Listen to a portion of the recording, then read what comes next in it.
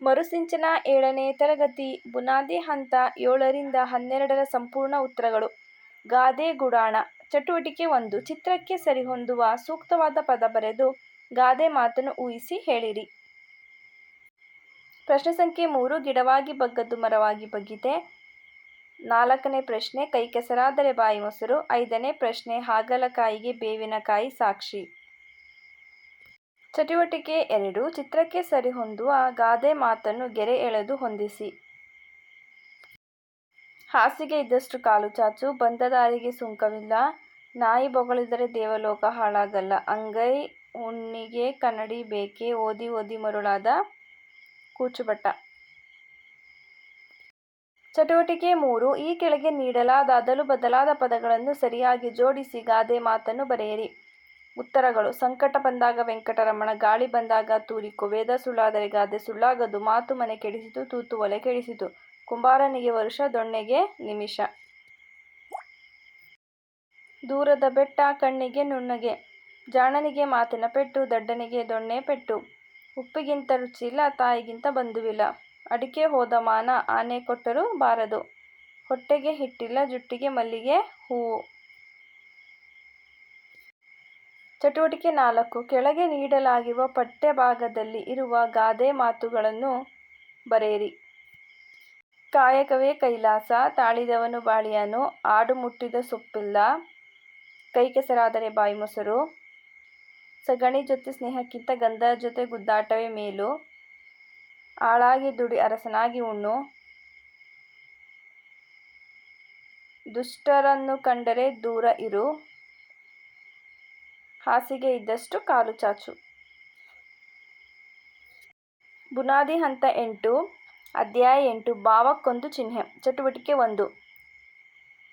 ಮೊದಲನೆಯದು ಪ್ರಶ್ನಾರ್ಥಕ ಚಿಹ್ನೆ. 2ನೇದು ಪೂರ್ಣವಿರಾಮ ಚಿಹ್ನೆ. 3ನೇದು ಭಾವಸೂಚಕ ಚಿಹ್ನೆ. 4ನೇದು ವಾಕ್ಯವೇಷ್ಟನ ಚಿಹ್ನೆ.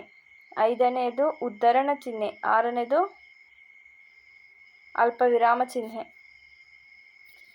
ಚಟುವಟಿಕೆ 2. ಲೇಖನ ಚಿಹ್ನೆಗಳನ್ನು ಬಳಸುವ ಸರಿಯಾದ ಕ್ರಮ ಗುರುತಿಸಿ ಹೊಂದಿಸಿ ಬರೆಯಿರಿ.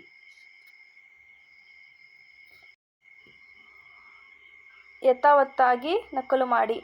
ಪ್ರಶ್ನೆ ಹೇಗಿದೆಯೋ ಅದೇ ಥರ ಉತ್ತರವನ್ನು ಬರೆಯಿರಿ. ಚಟುವಟಿಕೆ 4. ಗದ್ಯ ಭಾಗಕ್ಕೆ ಸೂಕ್ತ ಲೇಖನ ಚಿಹ್ನೆಗಳನ್ನು ಹಾಕಿರಿ.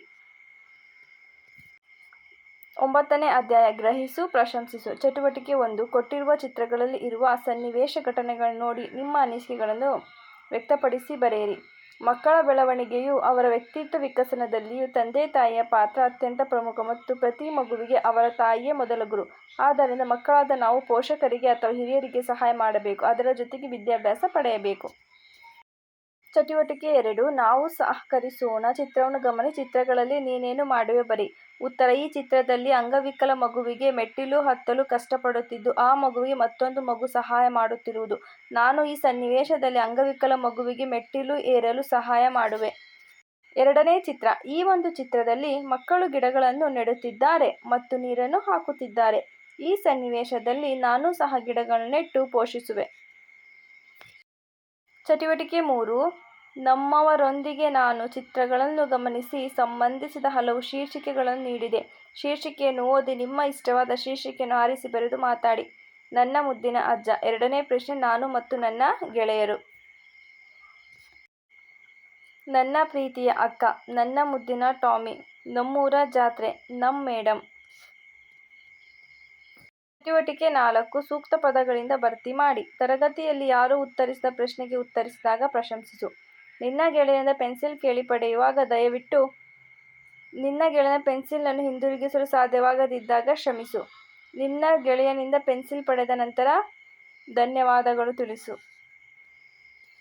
ಅಧ್ಯಾಯ 10. ಓದು ಬರೆ. ಚಟುವಟಿಕೆ 1. ಚಿತ್ರಗಳನ್ನು ಸೇರಿಸಿ ಅರ್ಥಬದ್ಧ ಪದ ರಚಿಸಿ ಬರೆಯಿರಿ. ಅಂಧಾಕಾರ, ಉಪ್ಪಿನಕಾಯಿ, ಕಡಲೆ ಹಿಟ್ಟು, ಉಪಗ್ರಹ, ಕರಿಮಣಿ. ಚಟುವಟಿಕೆ 2.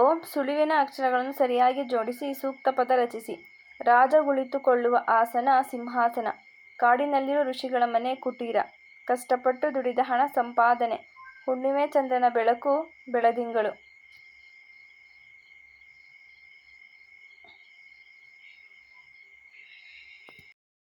ಚಟುವಟಿಕೆ 3ರಲ್ಲಿ ಕೊಟ್ಟಿರುವ ಚಿತ್ರಗಳಿಗೆ ಹೆಸರುಗಳನ್ನು ನೀಡಿ ಚಿತ್ರಪ್ರಾಸವನ್ನು ಬರೆಯಿರಿ. ಚಟುವಟಿಕೆ 4 ಪದಚಿತ್ರಗಳನ್ನು ಬಳಸಿಕೊಂಡು ನೀಡಿರುವ ಸ್ಥಳದಲ್ಲಿ ವಾಕ್ಯ ರಚಿಸಿ ಬರೆಯಿರಿ. ನಾಯಿಯು, ಹುಡುಗಿಯು, ಅಣ್ಣಂದಿರು, ಅಕ್ಕ, ಹುಡುಗನು.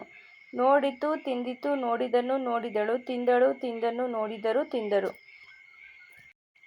ನಾಯಿಯು ಪಕ್ಷಿಯನ್ನು ನೋಡಿತು. ಹುಡುಗಿಯು ಹಣ್ಣುಗಳನ್ನು ತಿಂದಳು. ಅಣ್ಣಂದಿರು ಹಣ್ಣುಗಳನ್ನು ತಿಂದರು. ಅಕ್ಕ ಪಕ್ಷಿಯನ್ನು ನೋಡಿದಳು. ಹುಡುಗನು ಹಣ್ಣನ್ನು ತಿಂದನು.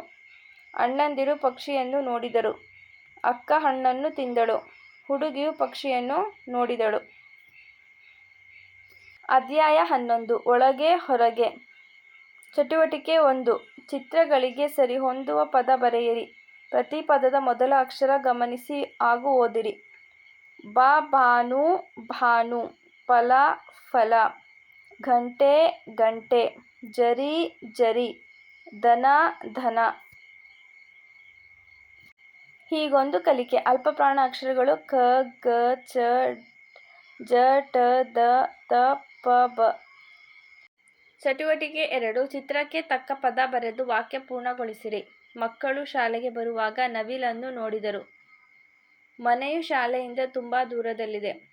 ಶಾಲೆಯ ಮುಂಭಾಗದಲ್ಲಿ ಮರಗಳು ಇವೆ. ತಂದೆಯವರು ಅಂಗಡಿಯಿಂದ ಸೇಬು ಹಣ್ಣನ್ನು ತಂದರು.